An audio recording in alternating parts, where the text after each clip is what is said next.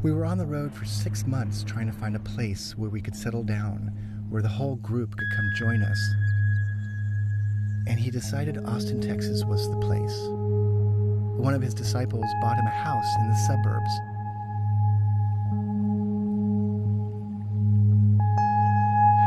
He changed his name so anybody who was looking for Michel Rostand couldn't find him, because he was now just called Andreas. After we had been under the radar long enough, Andreas felt it was time to bring everyone back together. He wanted everyone to move out in small pods. People broke their leases, sold their homes and their belongings, and began to pack. People trickled into Austin, and we recreated the Buddha Field. New people would show up all the time. We were sharing this love that we were experiencing with other people. I would say the word recruit. We were all recruiting. And I recruited lots of people myself. He was looking for people who were open, and that was his instruction. And then he started recruiting people that knew how to do ballet because he loved ballet. He used yoga classes to recruit more members so that he would always have more people coming in. It was a very interesting group of people because they were all beautiful. These beautiful bodies and these little Speedos, and the girls were so beautiful and she couldn't miss them.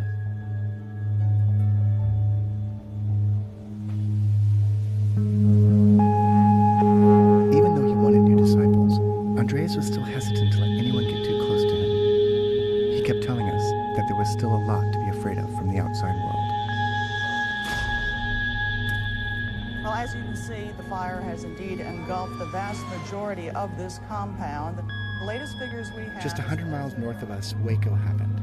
We watched in horror as 72 members of a presumed cult died during a government raid. This freaked him out, because he thought what happened to David Koresh is going to happen to him. This was a spiritual leader who was being demonized and running this group, and he was afraid that people were going to draw parallels and they were going to see him as that. I didn't feel like I needed to protect him at times. In Austin, it was keep the group secret. It's sacred. Sacred things need to be kept secret. We did exercises in class to practice in case the FBI captured us. You're going to tell them that you don't know any Andreas. You don't know anybody.